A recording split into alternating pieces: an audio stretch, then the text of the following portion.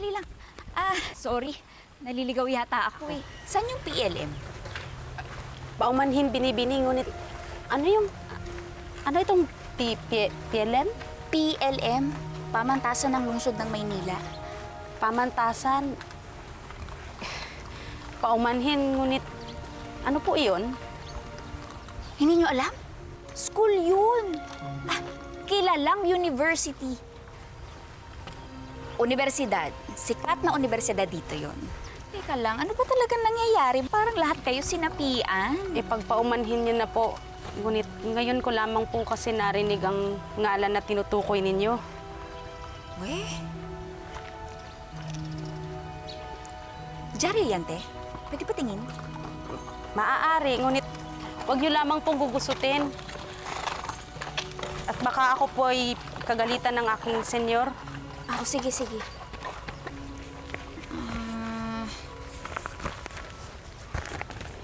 Ayun.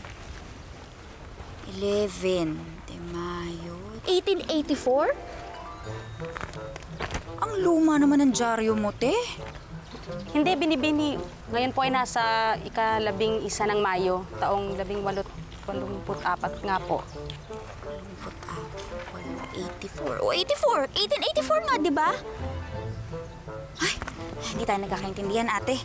Ang lakas kasi ng trip mo, eh. Sige, thank you na lang, ha? Senyorita, sino pang muher libre? Libre? Halika at sumama ka sa amin. Pakiusap, mga ginoo, huwag niyo siyang gagambalain. Lumayas ka, Muerzuela! Ay, senyorita, isa ka bang muher libre? Talaga, sumama ka.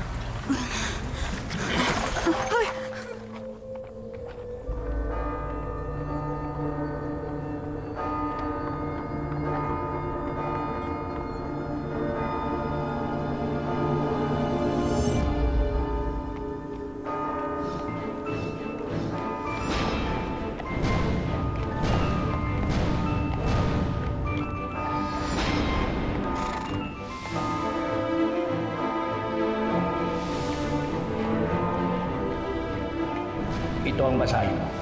May matututunan ka sa bersyon ito. Lalo pat dadaling ka ng librong ito sa mundo na ikinatha ni Jose Rizal nang matutunan mo ang buong kasaysayan. Ikaw si Mariang Lara. Tatay mo, si Kapitan Tiago. Nasaan si Crisostomo Ibarra? At kilala mo ang aking nobyo? Paano kayo nagkakilala? Ngayon po ay nasa ika-11 ng Mayo, sa taong 1884 nga po.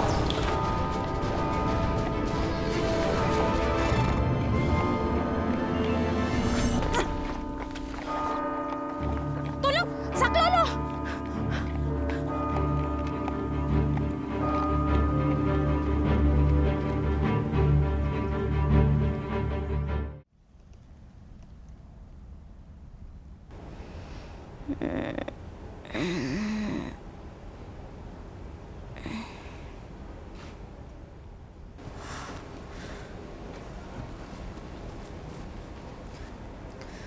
Nagbalik na ang kanyang ulirat.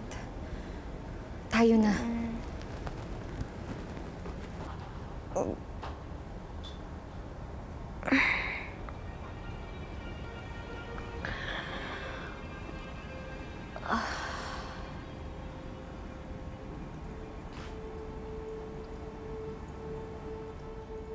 Hala? Ba't nandito na naman ako?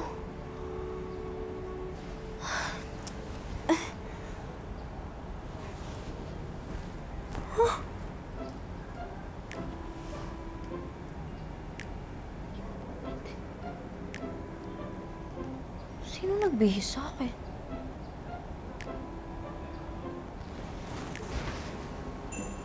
Wala akong...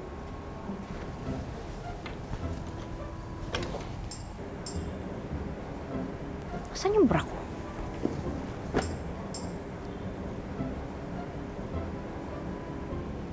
Nasaan na yun?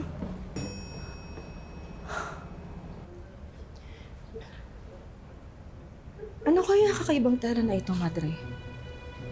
Yan ay bahagi ng kasuotan ng estranghera na tumatakip sa kanyang el pecho.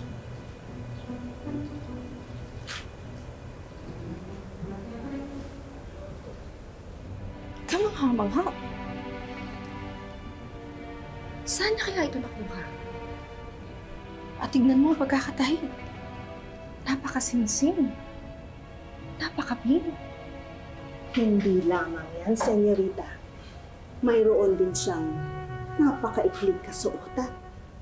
Nayari sa sutla na tumatakip sa kanyang pang-ibabang kasalanan. Isang kasuotan na ayun ko lamang din natunghayan. Maria! Maria, gising na siya. Nagkamalay ng Mestiza de Sangley.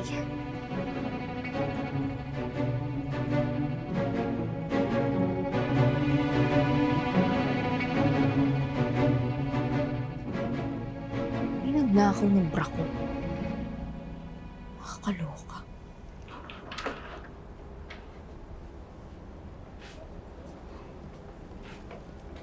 Mabutit nagkamalay ka na. Hoy! Akin yan. Akin yan eh. Oo.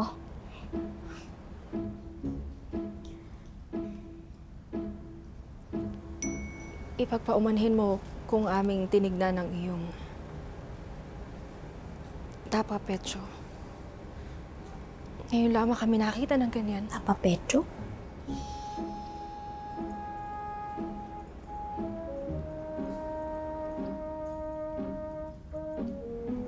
Wala pa bang bra sa panahon to? Bra? Bra? Ano ang bra? Huh? Hindi nyo alam kung ano ang bra? So, ibig sabihin? Huh? Oy, underwear. Siguro naman may underwear kayo. Underwear? Huwag mong sabihin. Ay, kaya palang hahaba ng palda niyo. Mga wala kayong suot na panty. Binibini pa umanhin, ngunit hindi namin nababatid ang ibang salitang iyong winiwika. Tatating tayo dyan. Tsaka ako nagchichika sa'yo yan. Ngayon, gusto ko pong malaman kung paano ko nakabalik dito. Pasalamatan mong Senyorita Maria at pinasundan ka niya, kaya ikaw ay aking tulungan. Binihisan rin kita nang magmukha ka namang desente kahit paano. Grabe. Kapantulog naman ako. Disente kayo nga, hindi nakabrat panty dyan. Hindi na ako kailangan pasalamatan pa, Madre. Bueno, Mestiza de Sangley, kamusta ang iyong pakiramdam? Eh, eto, medyo nahihilo pa. Pero okay naman na. Ngayon po, gusto ko na lang umuwi. Dahil sigurado nag-aalala ng mama ko sa akin. Kung pwede sana, tulungan niyo akong makauwi sa amin. Gusto ko na makauwi eh. Hatid niyo ako sa FB Harrison. Taga doon ako eh, doon yung bahay namin. Sobrang weird na kasi talaga dito. Ibang-iba na yung mga tao. Kayo, hindi kayo pamilyar sa akin. Iba na rin yung itsura ng lugar na to, kaya hindi ko alam kung paano ako uuwi. Provesita. Binibini, nais ka naming tulungan, ngunit hindi namin nababatid kung saan ang FB Harrison na iyong tinutukoy. Ka-extraño. Hindi pa nga ng Kastila ang FB Harrison. Maaaring ito ay wikang Ingles. Pero, kailan pa nagkaroon ng mga kanyang may pangalang Ingles sa bayang ito? Sí, tienes razón. Hala, talaga bang nasa No Limitangere ako? No limitangere? Anong ibig mong sabihin, Binibini? Yan ay sa wikang Latin, senyorita, na ang ibig sabihin ay huwag mo akong salingin. Mismo, sister. Tama, yun nga po yun. Nobela yun na sinulat ni Jose Rizal. Kaya ikaw, Miss Maria Clara, yung nobyo mo, si Crisostomo Ibarra, Kapitan Tiago, pati na rin si Padre Damaso, lahat po kayo ay characters lang ng nobelang yun. Diyos mio, di yata tinatakasan na siya ng bait. Sister naman, ang sama ng tingin niyo sa akin. Kung di magnanakaw, baliw. Okay lang po ako. At totoo lahat ng sinasabi ko. Alam niyo kung bakit? Kasi nabasa ko hanggang kabanata 3 ng Noli.